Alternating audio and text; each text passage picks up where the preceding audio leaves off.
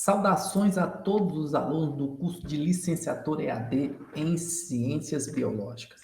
Sejam muito bem-vindos a essa última videoaula de uma série de 5 videoaulas que compõem o capítulo 9, que versa sobre propriedades das soluções. Nessa última videoaula nós continuaremos a falar sobre propriedades coligativas e também sobre colóides. Isso porque certos materiais, incluindo muitas membranas de sistemas biológicos e substâncias sintéticas, como o celofane, são semipermeáveis. Quando em contato com uma solução, esses materiais eles permitem que apenas íons ou moléculas pequenas, como por exemplo uma molécula de água, atravessem sua rede de poros minúscula. No processo chamado osmose, consideraremos duas soluções, ou uma solução e um solvente puro, separadas por uma membrana semipermeável. Para exemplificar a osmose, nós apresentamos aqui para vocês a figura 13.22. Mas antes, definiremos osmose. Osmose é, portanto, o processo no qual um solvente se move de um compartimento para outro através de uma membrana semipermeável em direção a uma maior concentração de soluto. Então, nós temos aqui um tubo em US com dois compartimentos, separado por uma membrana semipermeável, como vocês podem visualizar aqui. Do lado esquerdo, nós temos o solvente puro e do lado direito, a solução. As partículas em vermelho são as partículas de solvente, ou seja, água, e as partículas em azul são as partículas de soluto. Nós temos, então, pela definição, o movimento do solvente em direção à solução, já que desse lado direito nós temos a maior concentração do soluto. O movimento global de água ocorre do lado da água pura em direção ao lado da solução. O movimento global do solvente é sempre em direção à solução com menor concentração de solvente, ou seja, maior concentração de soluto, como se as soluções fossem levadas a atingir concentrações iguais. Nós temos, portanto, um deslocamento desse solvente para o lado direito, aumentando aqui o nível, como vocês podem visualizar, no equilíbrio, devido ao fato da membrana ser semipermeável e só permitir a passagem de água e não do soluto. No equilíbrio, então, um fluxo de água é igual em ambas as direções, de modo que não há movimento global de água. Se uma pressão externa, que nós chamaremos aqui de pressão osmótica, é aplicada à solução, os níveis dos líquidos nos dois braços serão igualados. A pressão, então, que interrompe a osmose é chamada de pressão osmótica da solução.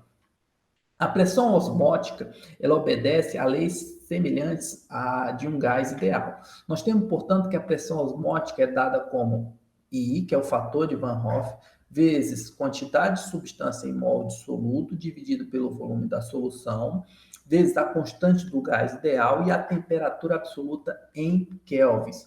Ou também podemos representar como I, fator de Van Hoff, vezes a concentração em quantidade de substância, vezes a constante do gás ideal, vezes a temperatura absoluta.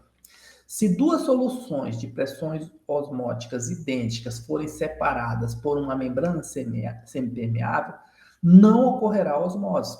Fica fácil vocês entenderem por quê. Porque a osmose só ocorre quando há uma diferença de concentração de soluto entre duas soluções.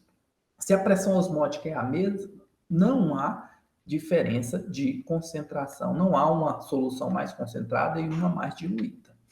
As duas soluções são, portanto, isotônicas entre si. Por outro lado, se uma solução tiver pressão osmótica mais baixa, ela será hipotônica em relação à solução mais concentrada. A solução mais concentrada, por sua vez, é hipertônica em relação à solução mais diluída. Para exemplificar todos esses conceitos, eu trouxe aqui um exemplo prático aí para as ciências biológicas, que é representado aqui na figura 13.23, que mostra a osmose através de paredes de hemácias. No primeiro caso aqui, nós temos uma hemácia em um meio isotônico e, portanto, ela não vai inchar nem encolher, porque eu tenho água entrando e saindo. Observem que essas setas azuis aqui representam o movimento global das moléculas de água. Por outro lado, se eu tiver um ambiente externo com alta concentração de soluto e um ambiente interno da hemácia com baixa concentração de soluto, essa hemácia vai murchar. Por quê? Porque ela vai sofrer um processo chamado crenação. Toda a água de dentro da hemácia vai sair para o ambiente externo, porque tem uma maior concentração de soluto. Por fim, se eu tiver um ambiente externo com uma baixa concentração de soluto e um ambiente interno com uma alta concentração de soluto, essa hemácia vai sofrer um processo chamado de hemólise, que vai promover um inchamento dessa hemácia, podendo até se romper, já que o movimento de água é da parte externa para a parte interna da minha hemácia.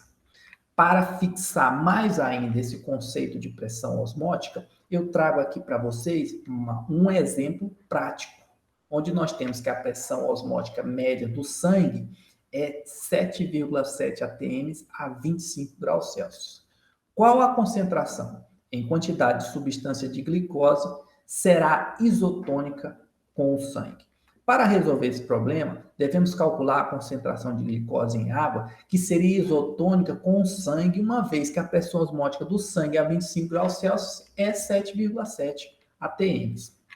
Como temos a pressão osmótica dada no problema e a temperatura, 25 graus Celsius, podemos encontrar a concentração a partir da equação que foi dada anteriormente, sabendo que, como o nosso soluto, que é a glicose, é um não eletrólito, o fator de Van Hoff é igual a 1. Temos, portanto, que a pressão osmótica é igual ao fator de Van Hoff, vezes a concentração, vezes a constante universal dos gases, vezes a temperatura absoluta. Se nós reorganizarmos essa equação em função da concentração, nós temos que a concentração é igual à pressão osmótica, vezes o fator de Van Hoff, vezes a constante universal dos gases, vezes a temperatura absoluta. A pressão osmótica é 7,7 atm, o fator de Van Hoff é igual a 1, a constante universal dos gases é igual a 0,0821 atm litro por mol Kelvin, é um valor tabelado, conhecido, e a temperatura absoluta vai ser de 298 kelvins, que corresponde à temperatura de 25 graus Celsius convertida para kelvins. Lembrando que essa conversão é feita ao adicionarmos 273 ao número 25.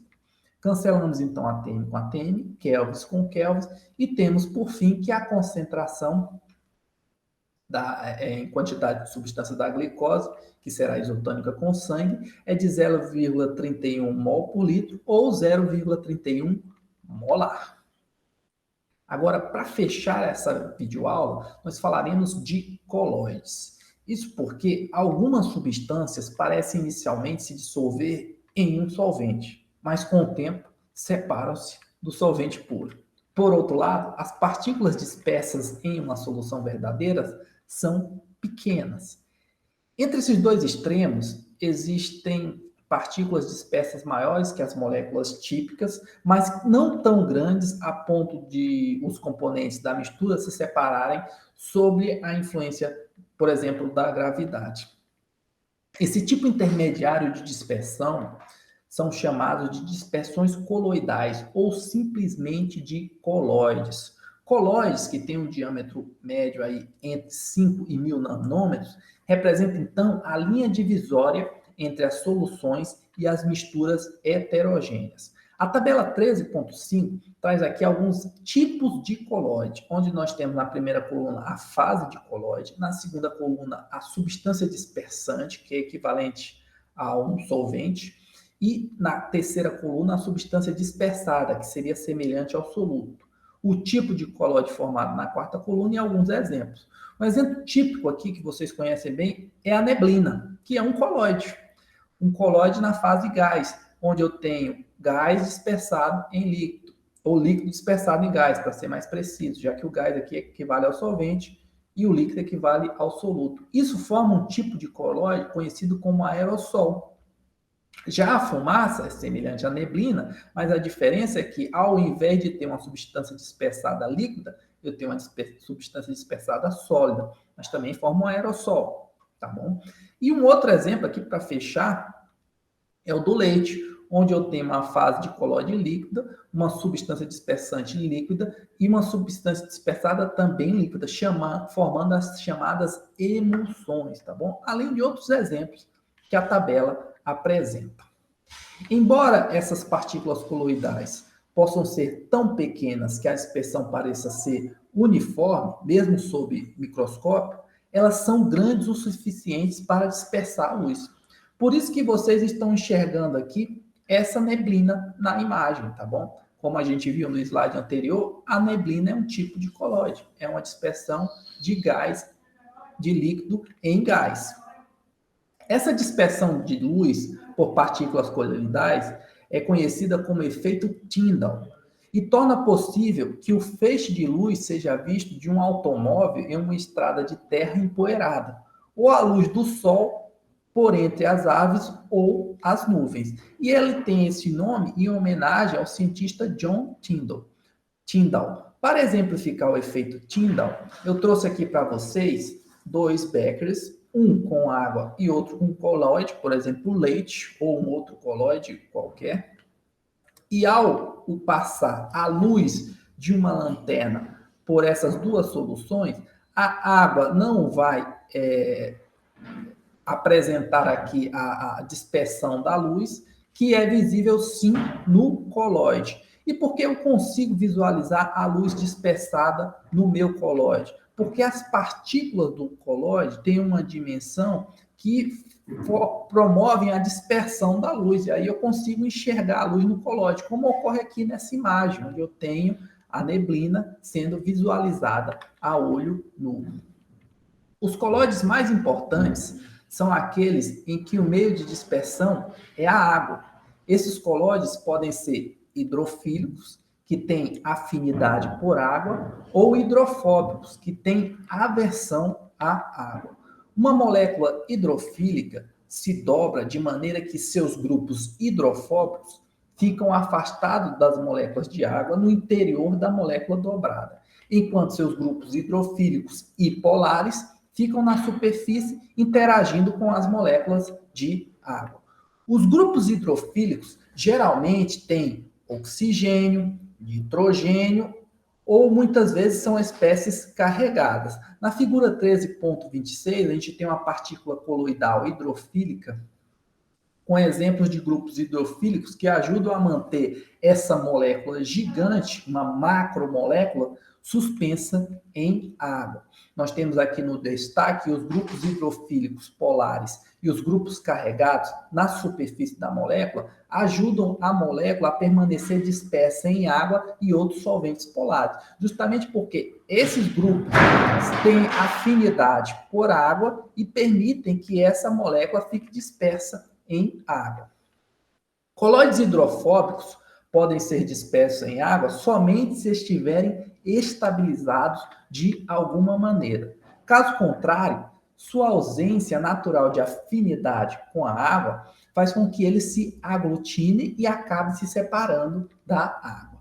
O método de estabilização envolvendo para colóides envolve então a adsorção de íons, que é um processo físico na superfície das partículas hidrofóbicas. Para exemplificar o processo de adsorção de íons, eu tenho aqui diversas espécies iônicas em solução, e ao adicionar uma partícula hidrofóbica, eu tenho então a adsorção de ânions que podem interagir com a água, a adsorção desses ânions nas partículas hidrofóbicas, e esses ânions podem interagir com a água, promovendo então a estabilização do colóide.